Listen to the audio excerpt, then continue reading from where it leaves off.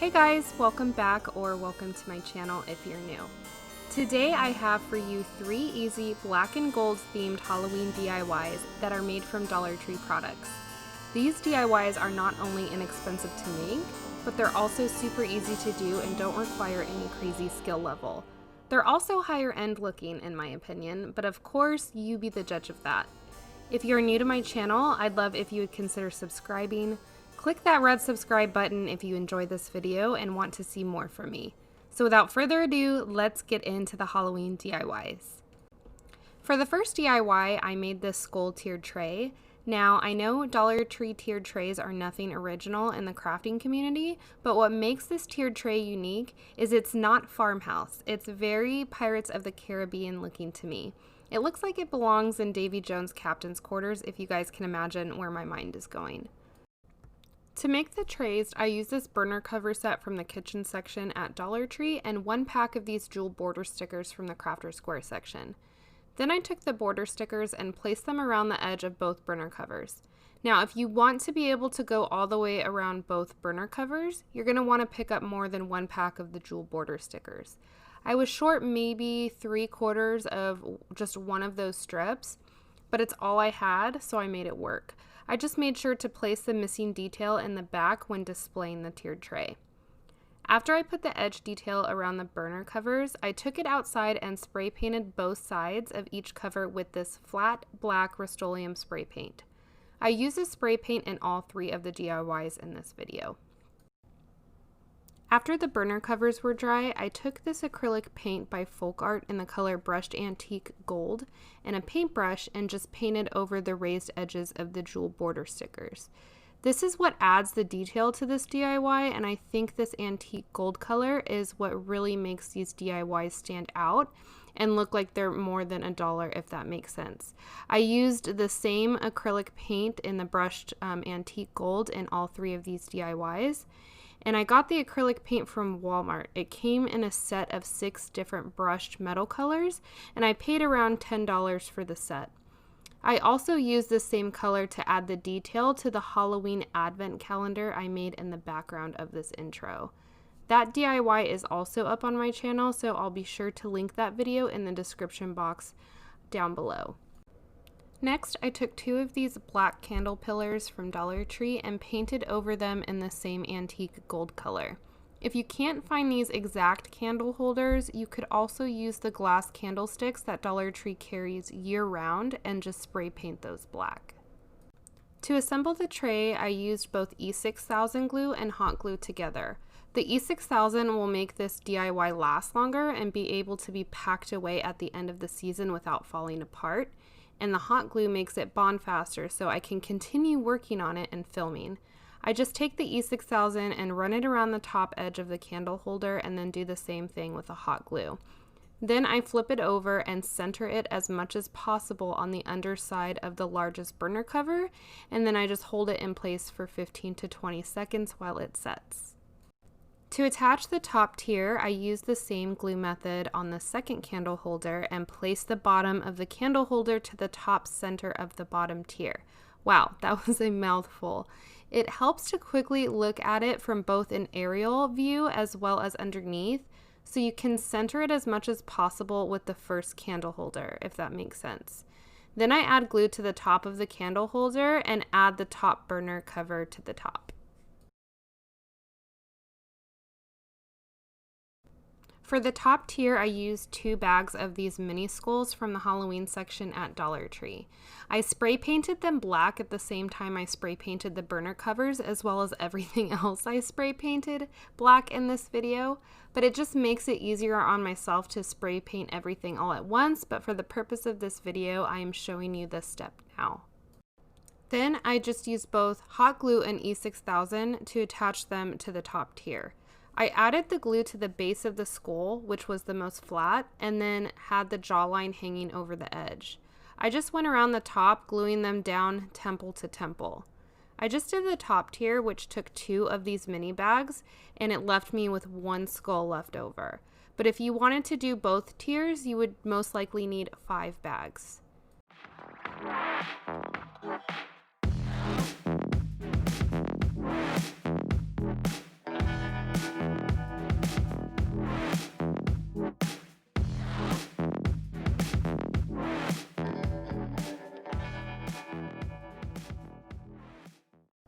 And lastly, to add the gold detail to the skulls, I used a cosmetic wedge and sponged each skull with the antique gold paint, paying the most attention to the face. You don't want to use a paintbrush because you want the black to show through the deeper curves of the skull. A sponging technique makes it easiest to achieve this look. You also want to dab off a little bit of the paint on a paper towel after you dip the sponge. You don't want to go ham at first, just a little at a time, because you can always build up the color, but it's harder to take it off.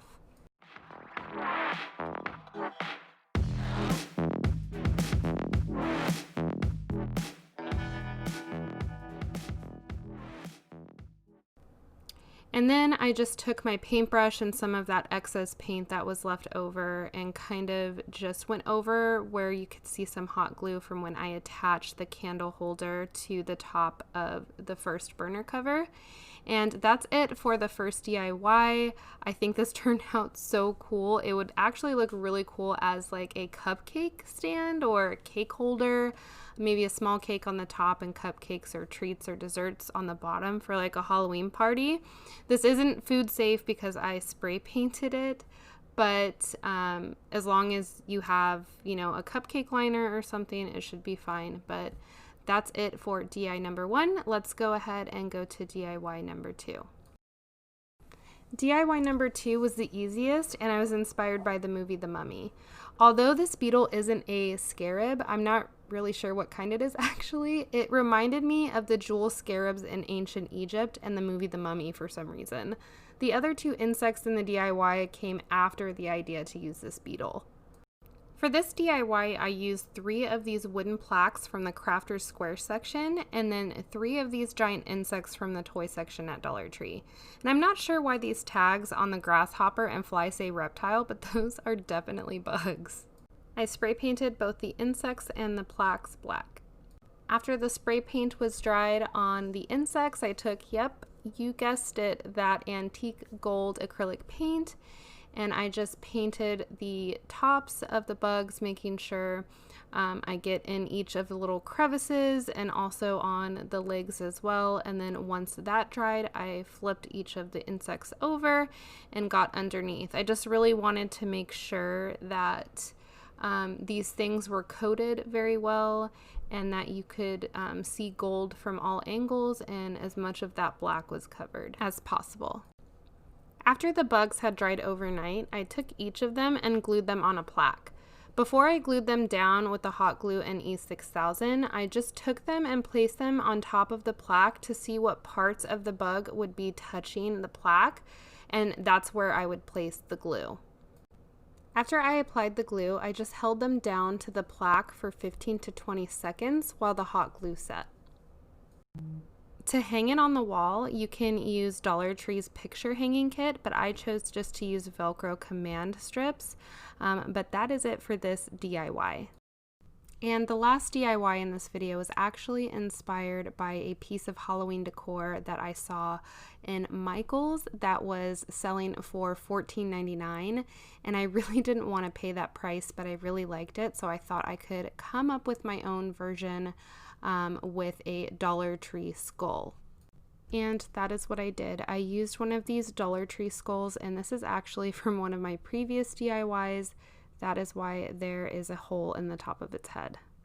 And getting really redundant here, but just in case you skipped to this DIY, I am using Rust-Oleum's black flat spray paint, and I spray painted the skull black.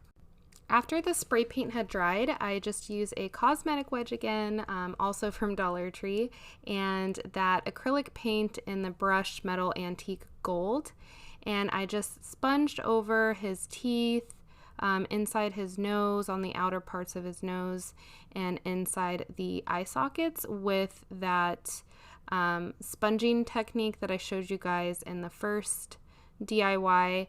And also I just made sure again to get off any excess paint, not go into heavy-handed, and just dabbing off some of the excess on a paper towel beforehand. Then I just used a pointed brush or like a watercolor style brush, and I just added that gold paint inside the cracking to add the detail there. If you don't have a Cricut machine, Dollar Tree sells these gold foil rub-on transfer letters in the Crafter Square section. I used my Cricut machine to cut out the words, but I just wanted to show you guys this option. You could of course use any sticker of your choice as well. The Michael's skull used common words, but I chose to use more scientific terms, like something you would see in an anatomy book. So I just looked up the anatomy of a human skull on Google. And if you happen to work in the medical field and see me placing the words in the wrong areas, don't come after me, I did my best. You want to be careful whether you're applying vinyl, stickers, or using rub-on transfers not to press too hard, because as you can see, what I just did right there, you can easily dent the skull because it's plastic and hollow. I ended up getting the dent out, but just something to be aware of. That's it for this step. I just placed the anatomy words in their locations to the best of my ability, and I ended up not using the nasal term because it was too big. And I also want to point out any parts where I accidentally peel up the black spray paint. I go back in later with a black paint pen and cover it up.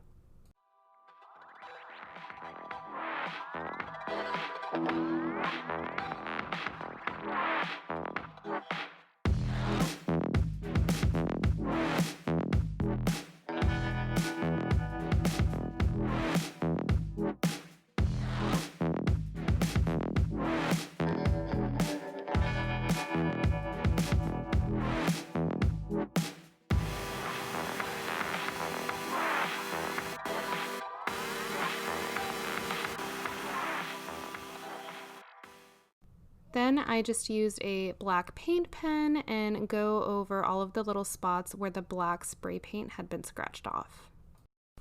And lastly, I just take some matte Mod Podge and a sponge brush and I go over the entire skull, being careful around the words. I do coat over the words, just being careful not to pull them up. And I'm just sealing them in to prevent them from peeling off and also to prevent the spray paint from peeling off again. And here are all three of those DIYs displayed together. I love how they turned out and I hope you guys did too. Let me know by giving me a thumbs up and also let me know what you guys think down in the comments.